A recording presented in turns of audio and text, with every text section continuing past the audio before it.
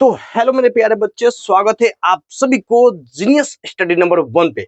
मेरे प्यारे बच्चे, आज की इस क्लास में हम लोग द्विघात समीकरण के मूल ज्ञात करना सीखेंगे, बहुत ही आसान भाषा में और बहुत ही आसान तरीका से। मैं आप सभी को इस बात का गारंटी देता हूं कि ऐसे क्वेश्चन आपके मैट्रिक एग्जाम में बार बार पूछा गया है और पूछा जाएगा भी, ठीक ना।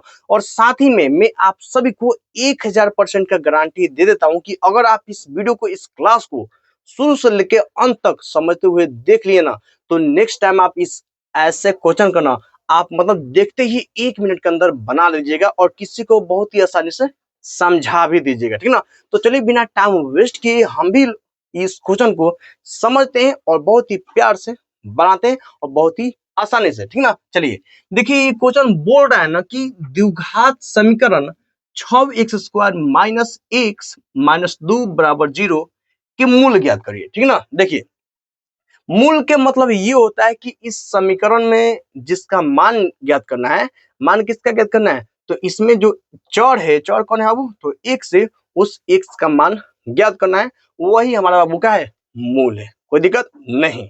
अब देखिए, x का आपको ऐसा मान ज्ञात करना है, मतलब x का ऐसा मान ज्ञात करना है कि वो जो मान आएगा ना बाबू, उस मान को x के जगह पर रखने पर इस 0 के बराबर ये भी सभी 0 हो जाएगा, ठीक ना।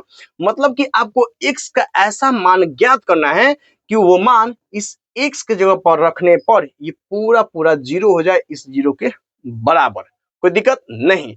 तो ऐसे क्वेश्चन में वो जादू होगा और जादू हम लोग करेंगे, बहुत ही आसानी से करेंगे, ठीक ना। तो चलिए बिना टाइम वेस्ट के इस क्वेश्चन को बनाते हुए शुरू करते हैं, ठीक ना। चलिए सबसे पहले क्या करते हैं कि इस क्वेश्चन में जो दिया है थोड़ा बहुत हम लोग लिख देते हैं, ताकि मतलब कि सोल्यूशन को देखने के बाद भी पता चल जाए कि कैसा क्वेश्चन है और किस तरीके से बन रहा है ना। चलिए सबसे पहले जो दिया है हम लोग उसको लिख लेंगे, ठीक ना।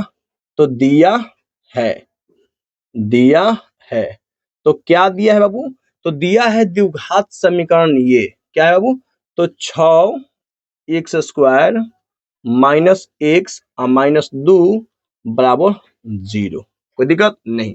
अब ऐसे क्वेश्चन को बाबू हम लोग गुणनखंड विधि द्वारा हम लोग x का मान निकालेंगे, यानी मूल ज्ञात करेंगे, ठीक ना। तो यहाँ पर लिख देते हैं बाबू गुणनखंड विधि से,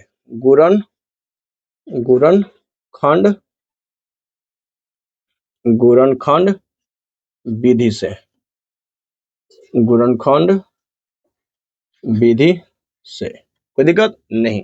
अब जो भी यहाँ पर लिखे एक बार यहाँ पर फिर भी लिख देते हैं, मैं एक बार लिख लेते हैं और, ठीक ना, ताकि यहाँ पे हम लोग क्या करें, गुणनखंड कर सके, ठीक है, कोई दिक्कत नहीं, ठीक ना। चलिए अब क्या करते हैं कि हम लोग इसके आगे बनाने से पहले हम लोग थोड़ा एक पेज लेते हैं, जिसमें हम यहाँ पे हम लोग ये तय कर सकें कि इसमें हम लोग क्या हम लोग लिखेंगे, कैसे हम लोग गुणनखंड करेंगे, ठीक ना। चलिए सबसे पहले आपको मैं इस बात को समझा देता हूँ कि जो भी ये दिया है ना वो, ये वो द्विघात समीकरण के रूप में दिया है। द्विघात समीकरण का रूप कैसा है वो, तो ax² plus bx plus c बराबर 0 के रूप में दिया है, ठीक ना। और इसमें जो a b और c है ना, उसके जगह पर कोई संख्या रहता है, ठीक ना। जैसे कि आप देख सकते हैं कि इसमें जो a है ना, a की जगह पर बाबू यहाँ पे 6 है, तो आप यहाँ पर लिख सकते हैं कि a बराबर क्या है बाबू, 6, ठीक ना। और जो इसमें b है ना, b की जगह पर बाबू कोई संख्या तो दिख नहीं रहा है, लेकिन आपको पता है कि x के साथ, सिर्फ x के साथ जो होता है वो b के मान होता है, तो यहाँ कुछ नहीं तो क्या है बाबू, तो 1 है, क्या है बाबू, तो 1 है, कोई दिक्कत नहीं। तो b के मान जो बाबू यहाँ पे है ना, तो -1 है, क्या है बाबू, -1 है, ठीक ना। और c के मान जो तो ऐसे ही दिख रहा है, क्या है बाबू, तो -2 है, कोई दिक्कत नहीं है, ठीक ना। चलिए अब हम लोग असली खेल की ओर हम लोग जा रहे हैं, जो कि बहुत ही आसान है, समझने का प्रयास यहाँ पर जरूर करिएगा, ठीक ना। सबसे पहला स्टेप ये है, सबसे पहला स्टेप ये है कि आपको a और c में गुना करना है, a और c में गुना करना है। a के मान बाबू 6 है और c के मान बाबू यहाँ पे क्या है बाबू, तो -2 है। तो 6 और -2 में गुना करेंगे तो बाबू -12 हो जाएगा, ठीक ना। यहाँ तो किसी से बच्चे को दिक्कत, किसी को भी दिक्कत नहीं होना चाहिए, ठीक ना। चलिए कोई दिक्कत तो नहीं है, नहीं, यहाँ तो कोई दिक्कत वाला बात तो कोई नहीं है, ठीक ना। चलिए अब आप इस बात को थोड़ा सा समझिएगा, ठीक ना। यहाँ पे तो हम इतना तक आ गए, कोई दिक्कत नहीं। यानी ए और सी में गुना किए तो -12 आ गया, ठीक ना। देखिए, और जो भी हम लोग ए और सी में गुना करके जो भी हम लोग लाएंगे, ठीक है ना, जो भी हम लोग लाएंगे, तो इसके बाद से आपको यहाँ पे समझना है कि ऐसी आपको दुगो संख्या ज्ञात करना है, ऐसी आपको दुगो संख्या ज्ञात करना है, ऐसी आपको दो गो संख्या ज्ञात करना है, यानी दुगो संख्या आपको खोजना है, ढूंढना है, जिनको गुना करने पर ए और सी का मान जो यह है ना वो ये आ जाए, ए और सी का मान है, ठीक ना। मतलब कि इसके बाद से बाबू क्या करना है कि ऐसी आपको दुगो संख्या आपको क्या करना है, खोजना है, ढूंढना है, जिनको गुना करने पर ए और सी का मान आ जाए, यानी ए और सी में गुना हुआ है ना वो, तो जो मान आया है वो आना चाहिए, और उसको जोड़ने पर बी के मान आना चाहिए। बी के मान क्या हो, तो -1 आना चाहिए, कोई दिक्कत नहीं। माने इसके बाद से आपको इस बात को ध्यान रखना है कि आपको ऐसी दुगो संख्या आपको क्या करना है, खोजना है, जिसको गुना करने पर ए गुने सी का मान आ जाए जो -12 है, और उसी संख्या को, दोनों संख्या को जोड़ने पर बी का मान क्या हो, तो -1 आए। वही हमको क्या करना है, इसमें रखना है, कोई दिक्कत नहीं। अब कैसे निकलेगा, चलिए इसको भी हम लोग समझते हैं। अब देखिए, इतना तो हम लोग समझ गए, है ना जी। चलिए, तो सबसे पहला स्टेप पर चलते हैं कि आखिर सबसे पहले दो संख्या खोजते हैं जिसको गुना करने पर ए और सी को गुना करने पर आ जाए, है ना जी। देखिए, मतलब कि हम लोग सबसे पहला स्टेप पर इस पर चलते हैं, ठीक है ना। दो संख्या को हम लोग खोजते हैं जिसको गुना करने पर ए और सी को गुना करने पर जो आया है वो आ जाए, ठीक है ना। तो ये कैसे आएगा, तो आपको यहाँ पर ए और सी का जो भी मान आया ना वो, ए और सी के गुना किए हैं तो जो भी माना है ना उसको गुणनखंड करिए, उसको गुणनखंड करिए। और गुणनखंड के मतलब ये होता है कि देखिए कि ये जो 12 है ना, 12 ये किसके किसके पहाड़ा में आता है। तो यहाँ पर आप देख सकते हैं कि एक के पहाड़ा में चाहिए, एक की गिनती में बोल सकते हैं 12 बार में बाबू 12 आ सकता है। मतलब कि एक में अगर 12 से गुणा करें तो 12 आ सकता है, कोई दिक्कत नहीं। अगर दो में बाबू 6 से गुना करिएगा, दो के पहाड़ा में 12 आता है तो दो छके 12 आ सकता है। तीन के पहाड़ा में भी 12 आता है तो तीन के पहाड़ा में भी बाबू 12 आता है। कितने बार में बाबू, तो 4 बार में आता है। मतलब कि इसको एक के पहाड़ा में 12 बार में बोलिए, चाहे 12 के पहाड़ा में एक बार में बोल सकते हैं, कोई दिक्कत नहीं। यानी एगो ये मिल गया है।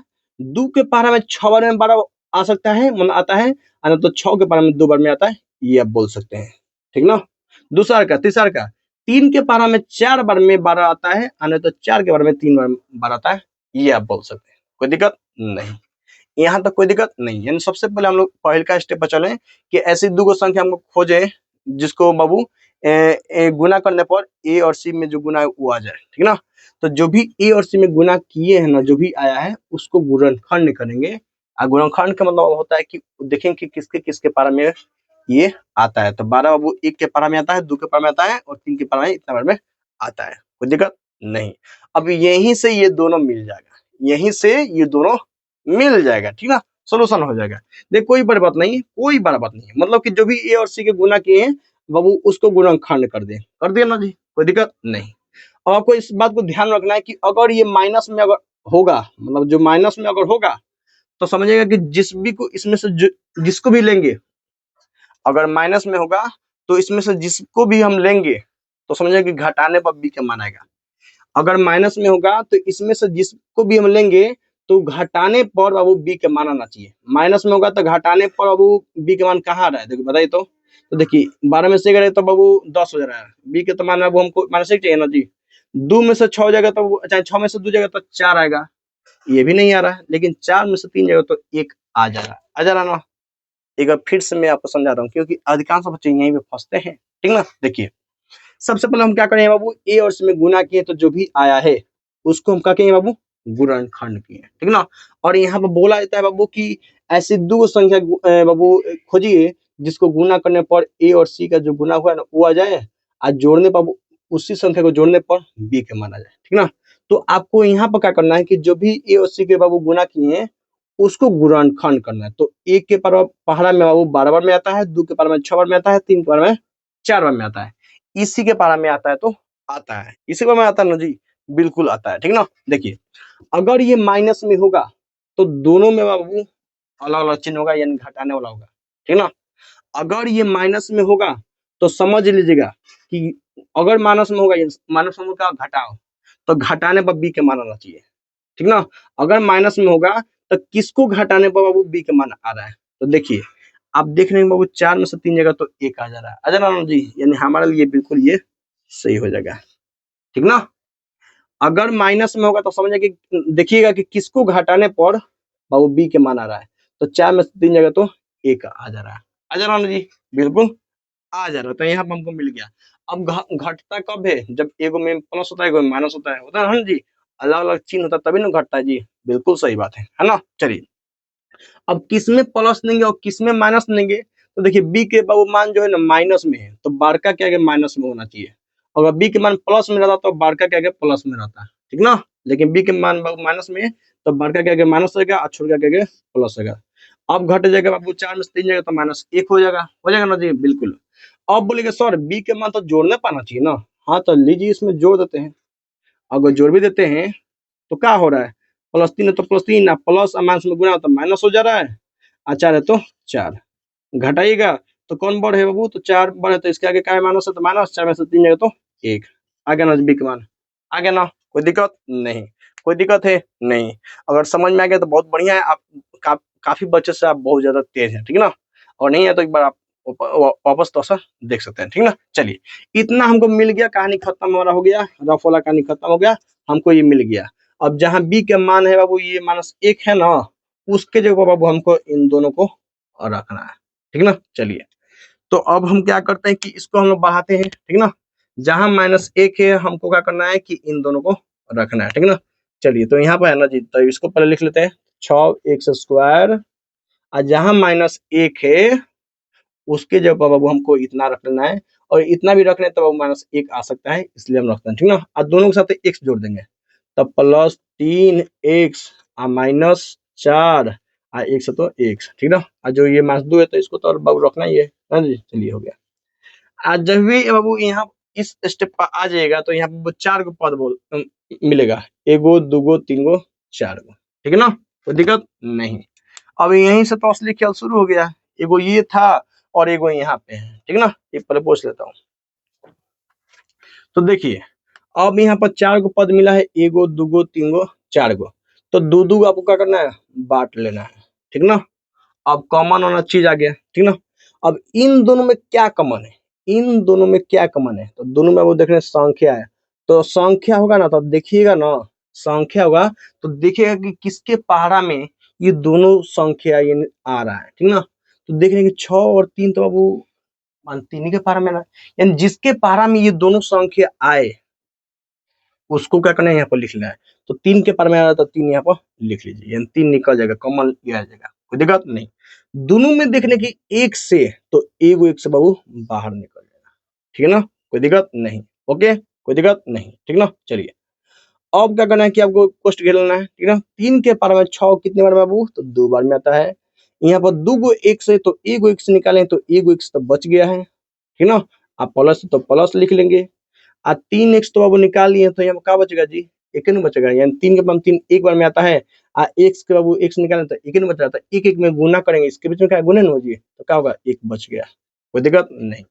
अब इन दोनों में से लेते हैं, तो देखिए दोनों में देखने में क्या है माइनस, तो माइनस ले लेते हैं। दोनों में देखने संख्या है 4 और 2, तो देखेंगे कि किसके पारा में 4 और 2 आता है, तो 2 के पारा में आता है, तो 2 निकाल लेंगे, ठीक है ना, कॉमन निकल गया। x नहीं निकालेंगे क्योंकि इसमें x तो है लेकिन इसमें नहीं, ठीक ना। अब क्या करेंगे, कोष्ट कर लेंगे, ठीक ना। चलिए इसको अच्छा से बनाते हैं, चलिए ओके ना। चलिए अब देखिए माइनस तो इसमें से निकल गया है, तो यहाँ प्लस में बचेगा जी, प्लस लिखो चाहे मत, कोई दिक्कत नहीं है। 2 के बारे में 4 बाबू 2 बार में आता है, x तो नहीं निकला है तो x तो बाबू यहीं पर रहेगा। अब माइनस निकालें तो बाबू माइनस जहाँ होगा प्लस हो जाएगा। 2 के बारे में 2 कितने बार बाबू, एक बार में आता है, बराबर तो बराबर और जीरो तो जीरो, ठीक है ना, कोई दिक्कत नहीं।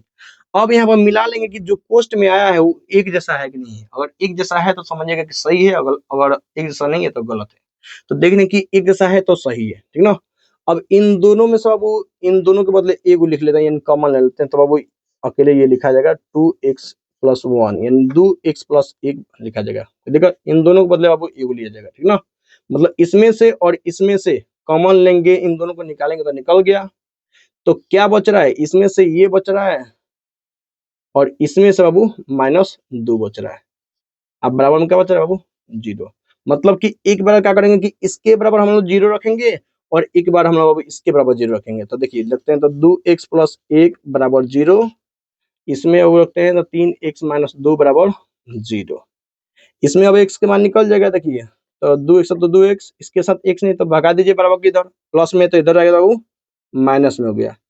x के मान निकलेगा यहाँ बाबू, तो x के गुना में 2 है, तो बाबू गुना में 2 है तो इधर आएगा, तो बाबू कहाँ आएगा बाबू, तो बाटा में आ जाएगा। तो x के मान यहाँ पे निकल गया। इसमें x के मान निकालते हैं, तो इसके साथ x नहीं तो बराबर को उधर भेजते हैं, माइनस में है उधर जाएगा तो बाबू प्लस में हो जाएगा। अब इसमें से देखने की x मान निकालना, तो 3 गुना में है तो इधर आएगा तो कहाँ जाएगा बाबू, बाटा में आ जाएगा। तो हमको यहाँ पे बाबू 2 गो x के मान निकल गया है। और 2 गो मान तो निकलेगा ही, क्योंकि इसमें जो चर है या चर का अधिकतम पावर कितना है बाबू, 2 है, यानी x का पावर कितना है बाबू, 2 है, तो 2 गो x मान निकलेगा, ठीक ना। अब इन दोनों में से किसी का भी मान ना, जहां x से वहां रख दीजिएगा ना, तो इन सब का मान 0 हो जाएगा, ठीक ना। कोई दिक्कत नहीं है। तो ये है मूल ज्ञात करने का सबसे आसान तरीका। अगर आपको मतलब कि 60% 70% समझ में आया ना, तो आप काफी बच्चे से आप तेज बच्चे हैं, ठीक ना। ओके ना। देखिए तो अगर आपको अच्छा समझ में आया है, मतलब 70 से 80 भी परसेंट आया है, 80 भी परसेंट आया है, मतलब कि हाँ के बराबर कि हाँ सर आ गया है, एक बार शायद हो सकता है कि लिखेंगे समझेंगे तो और भी बहुत ही प्यार समझ में आ जाएगा। तो समझिए कि आप काफी बच्चे से बहुत जाते हैं, ठीक ना। और आप देखिए मैथ में प्रैक्टिस करिएगा तभी आप मतलब बहुत ज्यादा तेज बनेंगे, ठीक ना। ओके, तो ये था सोल्यूशन, ठीक ना। इसके बाद से मैं एक ऐसा सोल्यूशन लेकर आने वाला हूँ, मूल ही ज्ञात करने वाला, जिसमें b का जो मान रहेगा ना वो रूट में रहेगा। जैसे मान के चलिए कि 5x² + 2√2 - 3 बराबर 0। इसका बाबू x का मान निकालिए, इसके साथ एडजस्ट करेगा, ठीक ना। तो हालत खराब हो जाता है ऐसे बच्चों को, मतलब कि मूल ज्ञात करने में हालत खराब। लेकिन मैं आप सभी को बहुत ही प्यार से, बहुत ही आसानी से समझाऊंगा, बहुत ही प्यार समझाऊंगा, ठीक ना। तो अगर आपको समझ अच्छा से आया तो वीडियो को लाइक करिएगा, चैनल नए हैं तो जरूर सब्सक्राइब करिएगा, ताकि आगे जो भी इंपॉर्टेंट क्वेश्चन आने वाला है आपके पास बहुत ही आसानी से पहुंचता रहे और बहुत ही प्यार से आप नंबर भी अपने मैट्रिक एग्जाम में लाए, ठीक है। मिलते हैं अगले वीडियो में, तब तक ये जय हिंद, वंदे मातरम।